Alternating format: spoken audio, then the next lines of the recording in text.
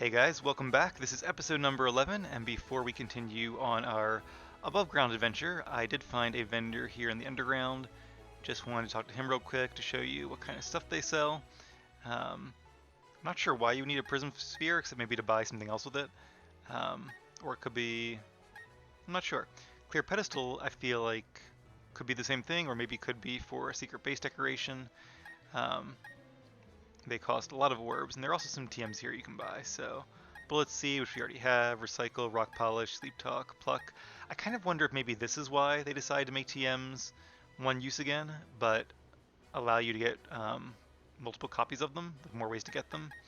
So they could kind of do stuff like this and make them more of a reward, which I'm okay with as long as all TMs are repeatable.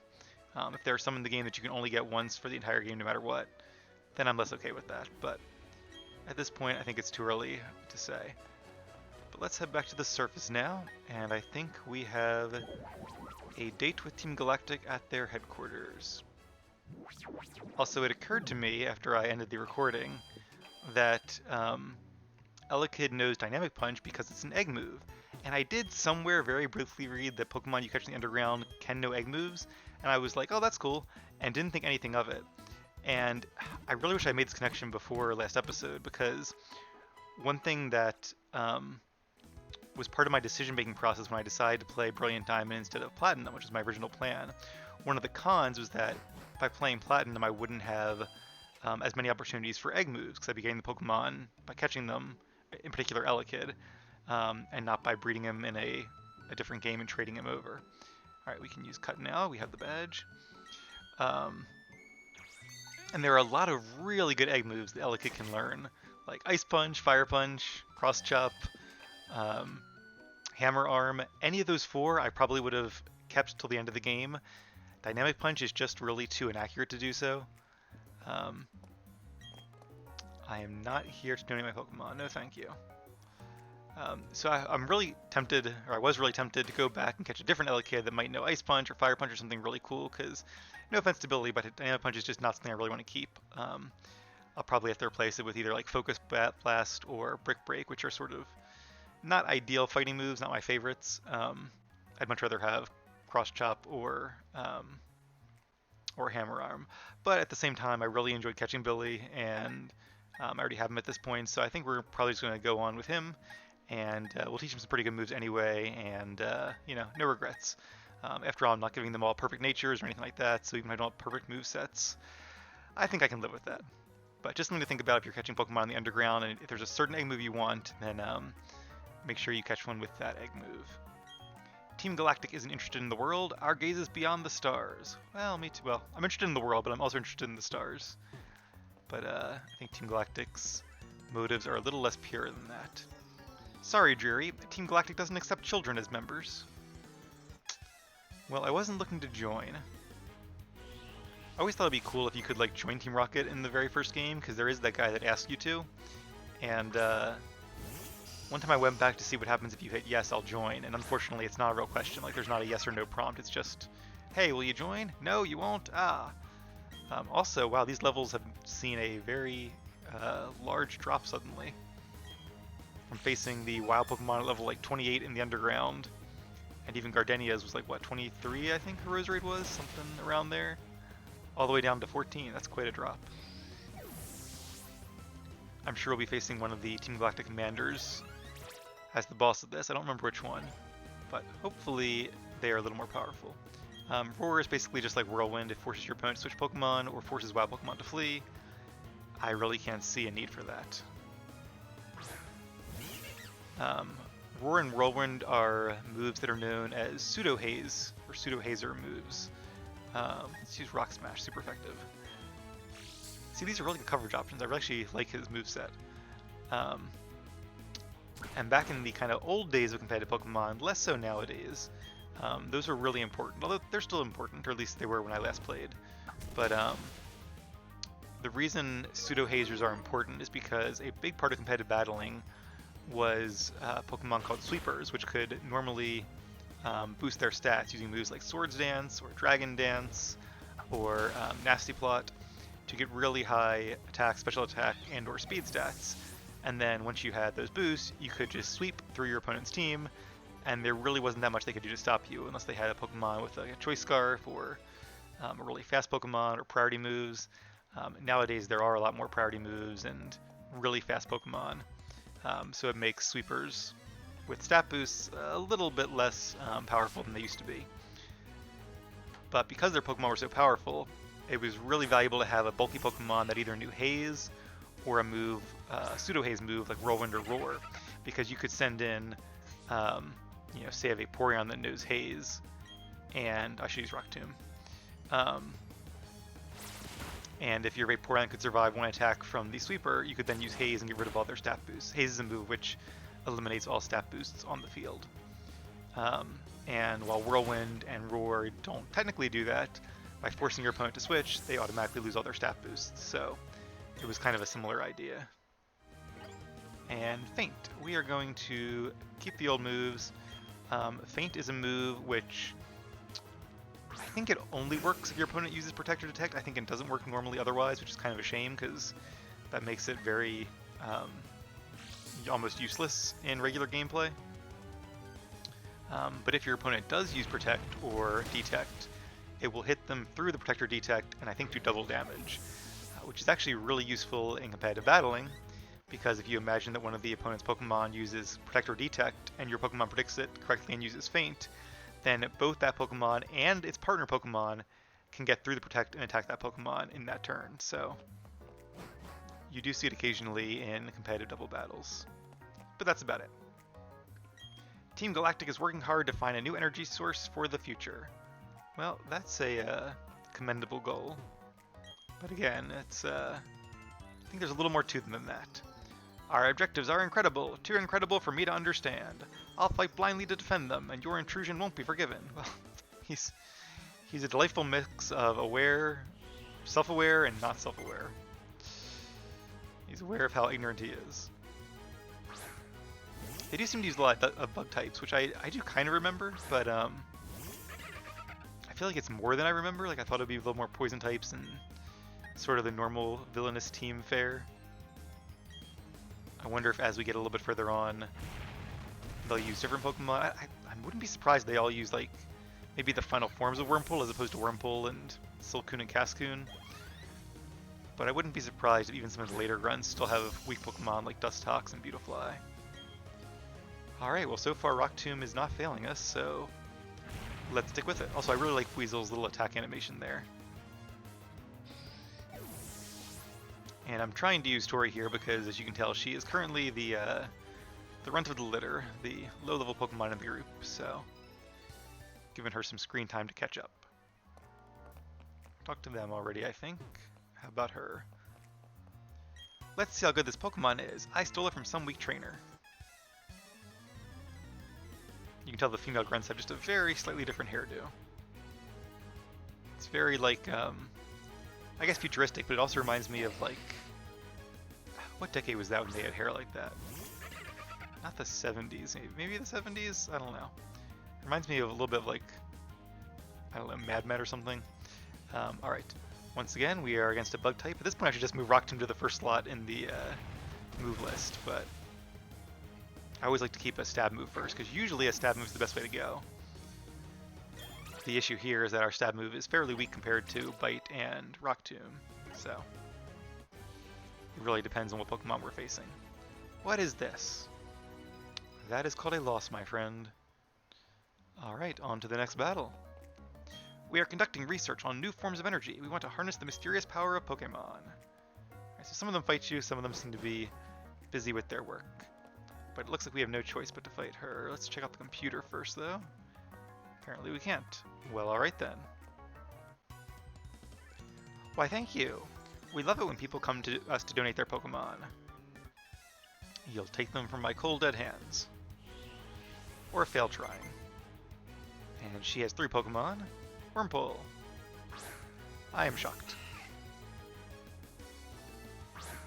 I wonder if... obviously we saw a Houndoom in the underground, but I wonder if Houndoom and Poochyena are... not Poochyena. I wonder if Houndour and Houndoom, or Poochyena or Mightyena, are part of the Sinnoh decks. It'd be nice if they were, because I feel like they'd be good Pokemon for Team Galactic to have. Right now their team is just kind of a weird mix of Pokemon, which is okay too, but it's, I don't know. Bug just still strikes me as a little bit of a weird type for it to be like the majority of their Pokemon.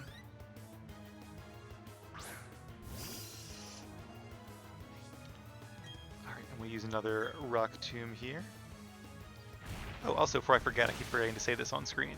I did Google it because I was curious, and yes, you can find Driftbloom outside the Valley Windworks, only on Fridays. So again, one of those little pieces of trivia that's stuck in the back of my memory somewhere for a decade until I need it again.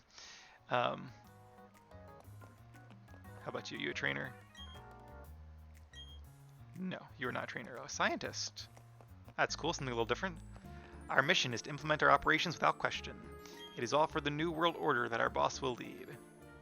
Reminds me of the Self Company when you had the a lot of the Self Scientists join Team Rocket. Scientist Travon. I'm gonna guess a Magnemite. Kadabra. That's pretty cool. That's actually a little bit tougher. Maybe he's like the sub boss. I guess if you're looking for a Driftbloom, seek it out on a Friday. Also, fun fact: I read that there is a cutscene later in the game that briefly shows the Valley Windworks, and if you do that cutscene on a Friday, you will actually see the Driftbloom there, which is pretty cool. If we remember, we'll try to do that on a Friday, but no promises. If it works out that way, it does. If not, so be it. I won't spoil what cutscene it is, but for those of you who have played the game before, you can guess, or I think you'll probably figure it out when we get there. This won't go unpunished. He needs to stand up straighter, work on his posture a little bit. It's going to give you back problems when you're older, dude. Alright, I imagine the boss is coming up soon. We have all those potions, let's use them, why not? Like I said, I don't mind using potions outside of battle, I just don't want to use them in battle to even the odds a little bit there. I feel like we have a really strong team right now, even though Gyarados and Luxio won't be with us forever. They're very powerful placeholders. This must be the bike guy. What is it with this Team Galactic? Why did they take our Pokemon? What are they trying to accomplish? Apparently energy from Pokemon and world domination and something with space. Not entirely clear yet. And I guess those are his Pokemon that they've stolen. Did you want something? How silly of me to even ask. You want to free the Pokemon. Yeah, that's gonna happen. Alright, right to the battle. Here we go. Is this... which one is this? I don't remember her name. I was gonna say Jupiter, but I didn't want to guess wrong. I promise I was. Alright, and a Zubat. I'm trying to remember what her best Pokemon is. I remember the first one being Purugly. I think that stuck in my memory because she was the first one we faced. Yeah, I honestly don't remember. There are two other commanders, and I don't remember either of their signature Pokemon. I'm sure it's going to come back to me as soon as I see it. Oh, actually, I do know one of them. I think I know hers. I'll call it in just a second, but let's defeat this Zubat first. How insolent. Take a bite of this, child. Well, excuse me. It's not very nice. Go get him, Tori. Come on, fight through it. Yes, good job. Zubat's at least a level 18, which is a little better. So I think it's Skuntank, a poison and dark type Pokemon. Yes, Skuntank. I was right. I don't remember who the third one is, though. And only level 20, so not really that competitive compared to the gym leader. And being a poison and dark type, these are actually a pretty good defensive combination because they are only weak to ground type moves. And we have no ground type moves. I don't remember how good its defense or special defense are. Let's use Rock Tomb. Highest base power plus the speed drop. Probably our best choice. Alright, once again, go Tori. Now Skuntank is fully evolved, so it is a little bit strong for this level. And very bulky, as the name would suggest. Alright, Tori is poisoned, but that's okay. Tori can fight through it, hopefully no longer confused though. And okay. Let's use Water Gun and see if it does any more damage here. Probably not, but I'm gonna give it a shot. Oh no, still confused. That's no good. And Snarl. Snarl will reduce our special attack. And as a Dark type moves, Skuntank gets stabbed from it, so it did a lot of damage there. Ah, and the poison, okay.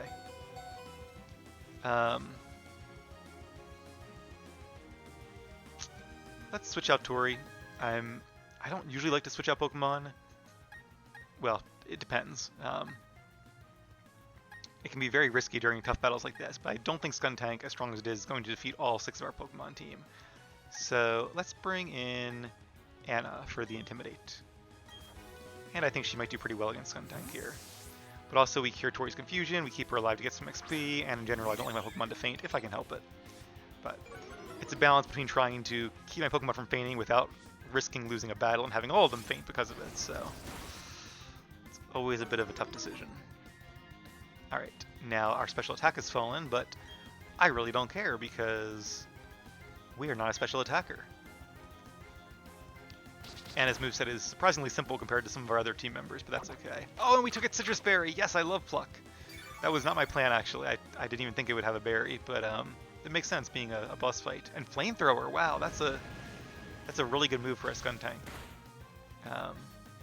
Anna seems a little bit worried about being able to battle well. Oh, don't be worried, Anna. You're doing great. I don't know if it's worth using Workup. Let's stick with Pluck for now. We are faster. Perhaps thanks to that speed drop before. Poison Gas. Alright, so just like Tori, Anna is now poisoned. But I'm not too worried about that because I think, unless she uses like a super potion or something, we can probably defeat Skuntank before the poison defeats Anna. There we go. Oh, Aftermath. Takes away a quarter of our HP, but that's okay. A victory is a victory. Well done, team. Alright, that was a bit of a fun fight. I like that. Losing to some child. Being careless cost me too much. Yeah, Skuntank's pretty powerful if it's a high level, but I think it was just too low of a level there to really put up that much of a fight. Well, aren't you tough? It's okay, though. Our official Pokemon statue investigation is finished, and Mars has collected energy from the Valley Windworks. We're pretty much finished here. I'll let you in on one little thing. I think Saturn is the third one, which, you know, a bit of a theme there. And no, their boss's name is not Sun. That would be appropriate, but it is not. Our boss is researching the myths of ancient Pokemon. With the power of mythical Pokemon, he will become the ruler of Sinnoh. I suggest you keep out of Team Galactic's affairs from now on. This is your last warning. Consider me warned. I got my Clefairy back, and it's all thanks to you. But that Team Galactic, they said, Clefairy came from space. Hand it over. Their logic baffles me still. It's like they are from space. Anyway, they're gone now. Thank you very much. I can't thank you enough right now, but cruise by my cycle shop, okay? I certainly will. I think I could use a bike. There are Pokemon who come from space, Deoxys for example, but can you imagine how excited Team Galactic would be about a Deoxys? But Deoxys is Gen 3 and Team Galactic is Gen 4, so the odds are slight. Maybe in the comic books or something, the manga, but I've never really read any of those. I think I might have had like one, like, it was like a yellow version comic book when I was little, but I only vaguely remember that. I've actually never really been too much into comic books myself, just because there's so many of them and just, you know, never had the time really. I'll wait for the movie versions. Also, ooh, I see a little hidden path back there. Or did we already do that? I feel like we already explored this hidden path. That was... no, because we didn't have cuts. We couldn't have. It's been a few days. Well, I did the last episode earlier. Huh. All that and nothing here. Maybe we did come here last episode. I did episode 10 right before this one. Besides that, it's been a few days since I played last time. Right, let's heal up and then we'll go to the bicycle shop. I always have my in-office work days the first 3 days of the week, so I have to get to bed a little bit earlier on those nights, and that makes it difficult to find the time to play the game, but that's okay. It gives me time to catch up on editing and makes me a little more excited to play when the time actually comes. It's currently Thursday night, or technically early Friday morning. Didn't get a chance to play last night because I just was too tired, other things to do, but The weekend is ahead, so that'll be fun. Thanks for rescuing me. I can't thank you enough. Say, let me give you a bike to show my gratitude. Please come with me for a moment. Lots to choose from. Oh, we're going outside. An outdoor bike, very cool. I'd like you to choose a color for your bike. Which one will it be? Not sure it makes a difference, really. Difference. So, decision. I'm trying to think here. My favorite color is always blue. But I kind of like to look over a red bike. Like for a bike, I feel like red's a really good color. Let's go for red. Oh yeah, that looks good. I like that. Do you want a red bike? I like the helmet matches too. I assume they changed that with the color.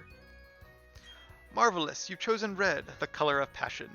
It calls to mind images of the flame on Charmander's tail. Or it calls to mind Win, our Monferno, my starter, so makes sense. It's perfect for you. Alright. We have our bike. It's the latest model, so I'll read the operating manual to you.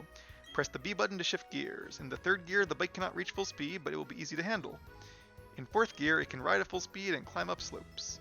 Your bike can take you through all sorts of towns, roads, and routes. Now get out there and ride. And it can also take us up those hills that we saw, and also those jumping challenges that I believe were in this game, unless I'm confusing my Let's Plays here, but I think they're in this game as well as Alpha Sapphire, so that's cool. Also, let me, I guess I have to, how do I get off the bike? Is it automatically added? No, let me add it to the plus sign thing here, because we'll be using our bike quite a lot. Also, I think I might do, let's do the old rod as the top of the plus. And for some reason I always want to do the bike as like the left one. Alright, very nice. Another thing I noticed, let's get off the bike first. Oh. Plus, there we go. Is that when you use the left joystick on the left Joy-Con, you use the running shoes. When you use the plus keypad, you do not, unless you hold down the B button. So it's just like the original games where the B button does do the running shoes. But, alright, well, before we head out, wait, this is the Name Raiders place, we already checked that out. Alright, let me take a brief stop here in the Pokemart, just see if there's anything we should probably buy. Maybe some more repels? How are we doing on repels? I wonder if there's any... 17, let's buy 3 more, we'll keep it at 20. Actually, I should probably, let me wait until I get super repels, because they'll probably come in fairly soon. I actually can't buy Great Balls yet, maybe one more gym badge. Alright, that's good for now. I think we have what we need. Well, what do you guys say we continue our adventure? And let me check our mini-map here, our town map. And, okay, so it looks like we can't go east, we don't have strength. Let's face that trainer, I think we saw a trainer or two over here. And then we'll head south, maybe later this episode, maybe next episode, we'll see how fast these fights go. I had to very carefully avoid that hiker when I was running out of the cave. Did we look down here for anything? I think we did. And I'm going to use a repel, because I do not want to encounter wild Pokemon. I wish I could register repel to the plus pad, that'd be nice. Also, a lot of these blank squares have hidden items, which is kind of a cool sign, because it's like, oh, the grass didn't grow here because there was an item that grew around. Hey, a Pokeball, okay. Not the best hidden item, but it proves my point at least. Alright, let's face this hiker, and maybe he actually has some rock types. See how Mount Coronet towers above us? I want to be big like that one day. You're already on the large side, dude. I wouldn't try to put on any more weight there. You might be getting to a dangerous point of the body mass index. It's also a weird goal to have, to be the size of a mountain. Alright, Tori, this is right up your alley. At last we have a chance to use Water Gun.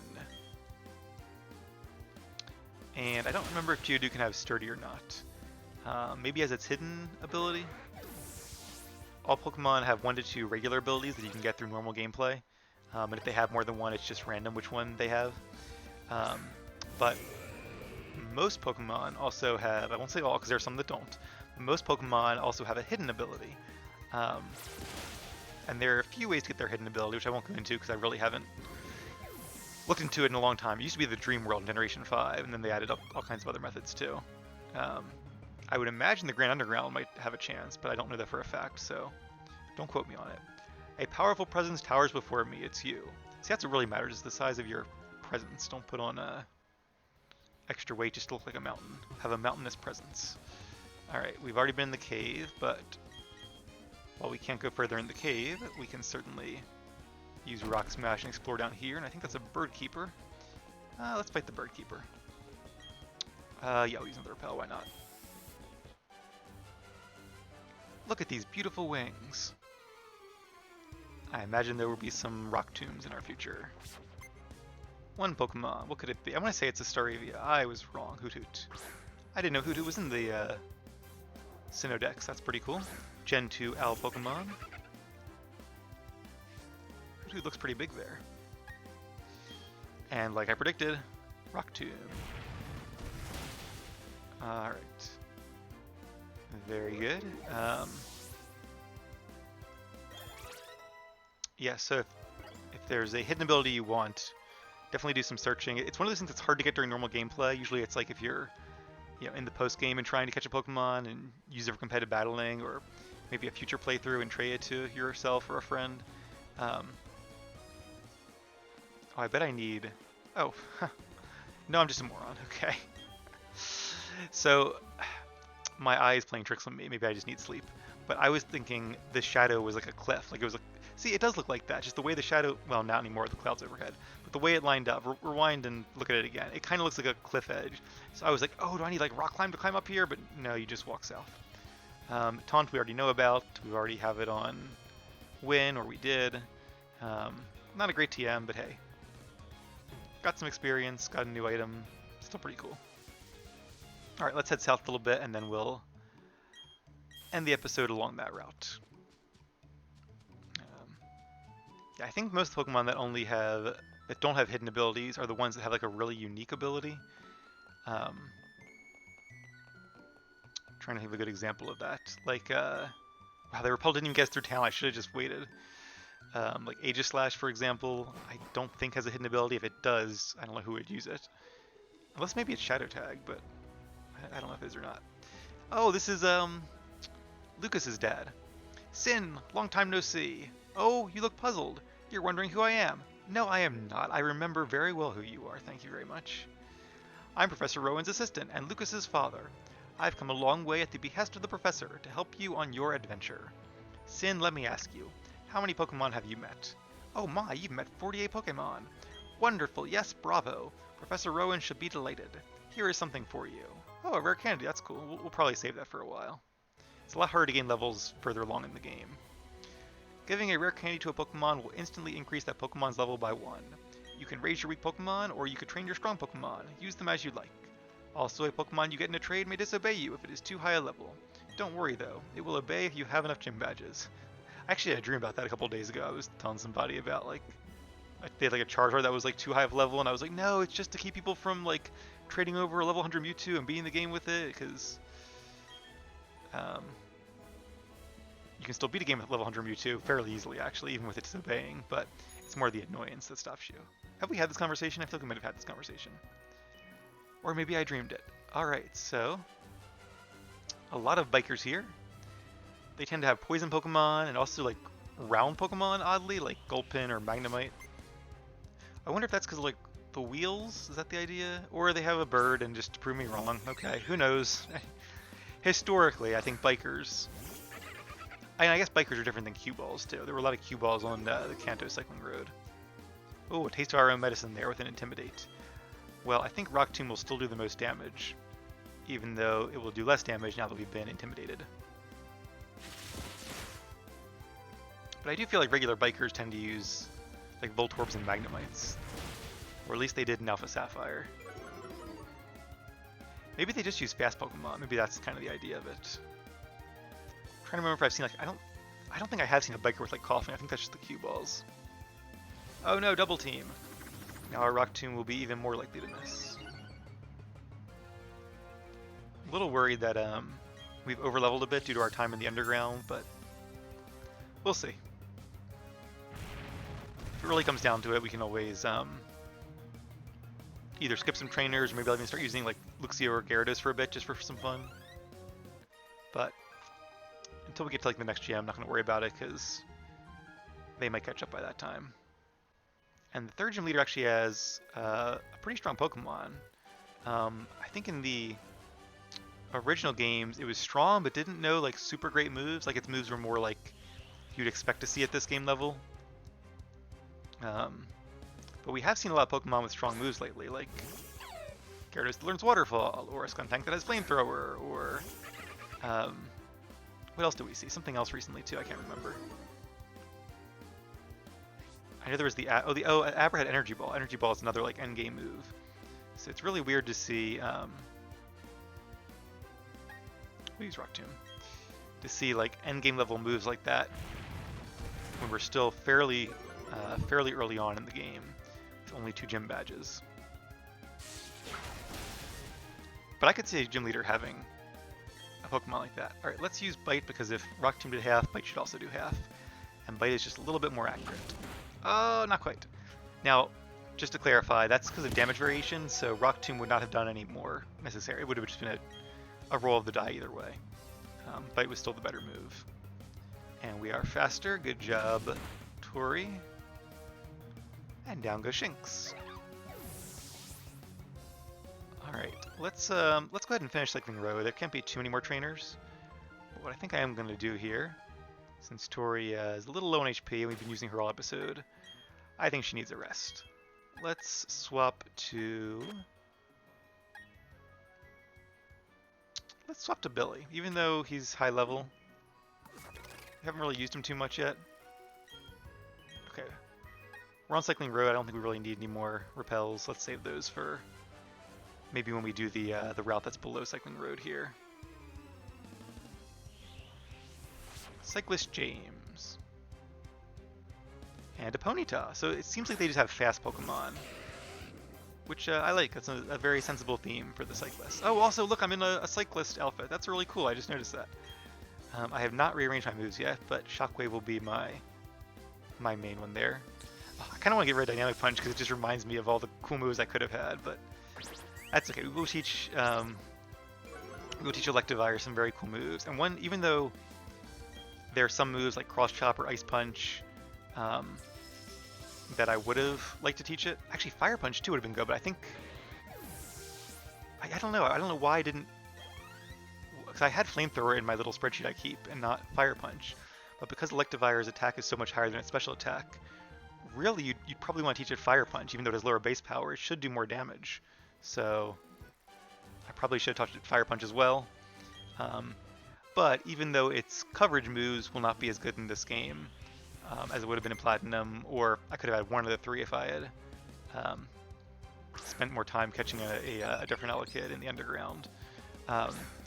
One really nice benefit of playing the remake, Brilliant Sapphire, or Brilliant Diamond rather, is that Electivire can learn Wild Charge, which is a Generation 5 move.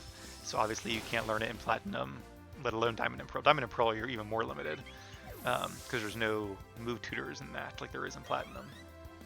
I guess maybe you could trade it to Platinum, or you could trade to Heart Gold or Soul Silver, but in the base games at least it's not as easy. So yeah, so I would have had to teach Electivire Thunderbolt as its main stab attack if I had played Platinum, whereas in this game I get to teach it Wild Charge, which will do a lot more damage because it's based off of it has the same base power, 90, but it's based off of Electivire's much higher attack stat. Electivire has base 123 attack, which is really good, and base 95 special attack, which is still actually pretty good. 95 is not bad at all. But obviously 123 is a lot better. The downside is Wild Charge does recoil damage, whereas Thunderbolt would not, but you can't win them all, right? Alright. This is going to be a little bit of a longer episode, but it seems like these guys don't have too many Pokemon, so at least we're going fast, no pun intended. And a lot of them are weak to electricity, which is really nice. Level 15, yeah, wow, these guys are so low level. I'm really hoping once we get to like the next city that there's a notable increase in our opponent's strength. Because at first, for the first part of the game, it really seemed like, even though they gave you this experience all, that the enemy trainers, their levels were kind of balanced around it. But yeah, the last like episode or two, it kind of seems like that's not the case. Because even if our Pokemon were just around like Gardenia's level, say they were like 22 or 23, and we hadn't even done the Grand Underground or anything like that, yeah, I still feel like these guys would be pretty far under-leveled at level 15. So we'll see. Oh. Don't want to miss any chances for experience there. This bicycle can only take you as far as your energy will allow. Very true. Well, or as gravity, depending on which way you're going. And he has Ponyta, right? Let's see. Zubat. I'm just guessing to make things fun. Zubat is also fairly fast. Crobat is super duper fast, but obviously this Zubat is not all grown up yet. Flying types in general do tend to be one of the faster Pokemon types, unsurprisingly. Electric is pretty far up there as well. I would imagine Electric is probably the fastest type on average. It's cool, if you look up any type on Bulbapedia, the Pokemon Wiki online, it will tell you the average stats of any type. So if I wanted to see, I guess I can kind of look it up as we're fighting here. If I wanted to see which one is the fastest type. Alright, place your bets now, I'm going to look it up. My bet is on Electric with Flying close behind. Let's see, okay, the average speed of Electric Pokemon is 80 and fully evolved is 90. I'm going to say this is based on all, not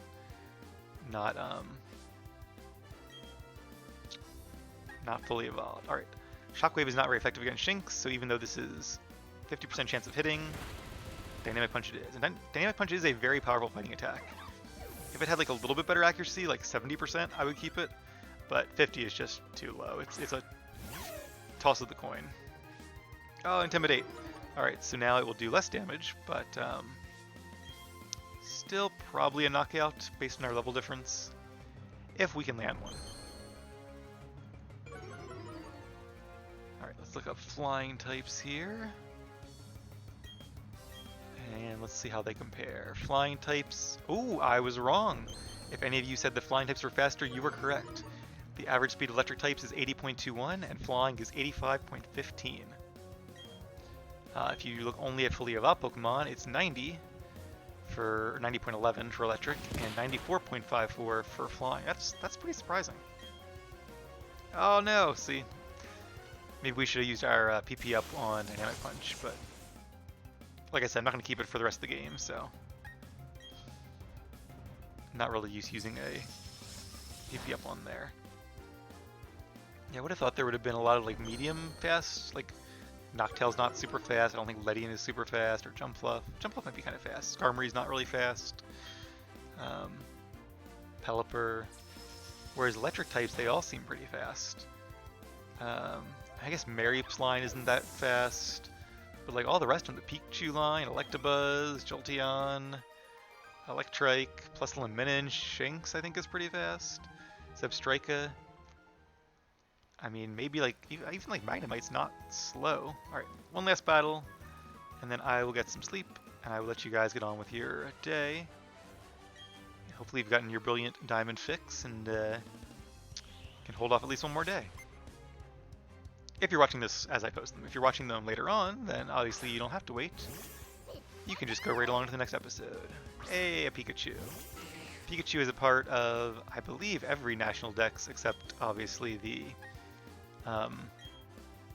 5th generation Dex, which is the name of the region is escaping me at the moment. But oh, Electro Ball, that's cool. It's an electric move that does more damage based on how fast your Pokemon is compared to Pokemon you're facing. And since Elekid is very fast, and actually faster than Pikachu, Electro Ball won't do much damage.